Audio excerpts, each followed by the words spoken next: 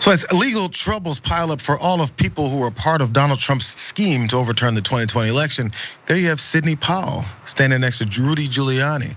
They've got more things coming their way. And as a matter of fact, Sidney had a chance to talk about what it is that she's trying to do as far as pushing back. We saw Mark Meadows try and change things, but now she has pled not guilty to those same crimes that all of them are being charged with. In case you guys may have forgotten, outside of those still shots, this is the Sidney Powell that pled not guilty. The Dominion voting systems, the Smartmatic technology software, and the software that goes in other computerized voting systems here as well, not just Dominion, were created in Venezuela at the direction of Hugo Chavez to make sure he never lost an election after one constitutional referendum came out the way he did not want it to come out. The money creating it came out of Venezuela and Cuba. It was created for the express purpose of being able to alter votes and secure the re-election of Hugo Chavez. Hugo Chavez, Smartmatic, these voting machines, you know that they completely changed votes just like Hugo Chavez was doing. And she was pushing these things consistently. You saw the other, other folks that were part of this standing behind her in that first part. But as you guys know, she is an attorney for Donald Trump, at least used to be, in his post-election legal challenges. And there you go, she said she would waive her arraignment in that case down in Fulton County, and of course, pled not guilty. She was charged along with Trump and 17 other these co-defendants in this racketeering case for their attempted efforts to overturn that election, as you guys also saw as well. I'm not sure if you guys saw the full slate of all these mugshots, because everyone was looking forward, I think, to Rudy Giuliani specifically, and then of course Trump. Some of these others were pretty good. These are other couple of folks that also pled not guilty along with Sidney. There's thoughts I have about some of these mugshots. I know everyone analyzed these things deeply, but first, these other folks here along with her. Ray Smith was the first to plead not guilty there in the middle, and Trevian Kutti, I feel like I've said her name wrong every time, but she was the publicist that apparently, allegedly, some say did or didn't worked with Kanye West at one point, who was trying to force Ruby Freeman there to act like she did something wrong. It was all kinds of lies she was telling, and there she is with that odd grin and down look. Is there, I don't know, you've gone to the law school, Ray, but I'm not sure if you know specifically about how the processing system works. But for some reason, I feel like the camera's up high and they tell them to look down at this white piece of paper lower and then put their eyes up so they look like they're crazy. It's almost like, and they look insane, like Trevian did there. I'm not sure if it's supposed to make them look better or worse. It definitely works out badly for them, I feel like. Still though, the judge overseeing this case has scheduled these arraignments for all 19 defendants for September 6th, is upcoming really quickly. How bad of a case do you think this could possibly be for these three? Maybe they are on the right track. Oh, you have the Jayar mute on. I love it. Yes. Oh, I pulled a Jayar. Oh my God.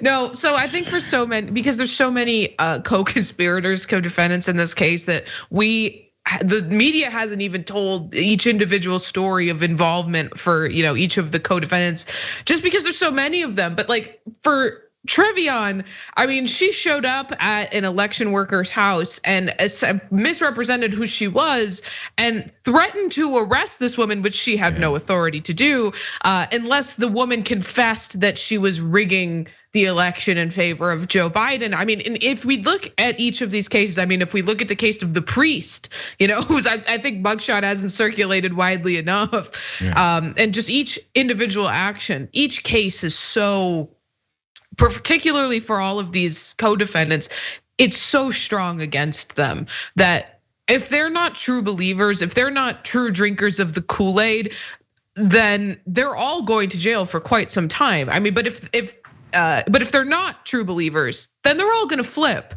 Because eventually, for the people who are closer to Donald Trump, someone like Trevian, I don't think she has any information that's going to be helpful necessarily to the prosecution of Trump's, because she's far enough removed from him in her individual capacity. But someone like Sidney Powell has a lot of information that can be used against Donald Trump. So that's someone they're going to try to turn.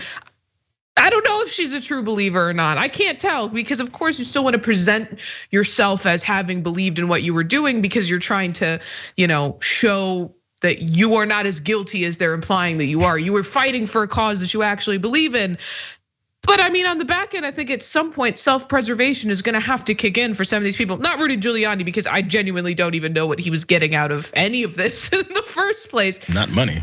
Right, but so, people like we've talked about her, I think every time we've been on together, Jenna Ellis, she's gonna flip, why wouldn't she? And I think that Sidney Powell should as well. I mean, these people are all guilty. I'd like to see punishment for them, but obviously the person that most of us wanna see behind bars is Donald Trump. And if they have information that can further, help the case against him, that's what the prosecutors are gonna be after. So yeah, I always wonder what's next for these folks' careers. Look, straight up. So even if you plead guilty, you get off whatever it is, or you skirt some of the charges, what do you do next? Right. What's next? There's no plan for how you can then take your life to the next steps. Yeah, I think Jenna Ellis is significantly younger. I'm not sure how deep into her, her attorney career that she was getting into. But Sidney Powell, folks like this, what's next? You're the anchor around your neck forever is that you were part of Donald Trump's scheme to overturn the 2020 election, and you were one of the lower level foot soldiers who went down for him. Harrison Floyd, who was part of what that publicist was talking about and trying to convince Ruby Freeman. What's he gonna do next? He's the guy who was still in jail because he couldn't even get out like everyone else did. When he's sitting at night in the jail cell, is he going, I really messed up? Or is he like, Donnie's coming to get me? I always wonder when people sacrifice themselves. This is one life that they've got. Sacrifice it for someone else who's 80 years old and doesn't give a hot damn about you.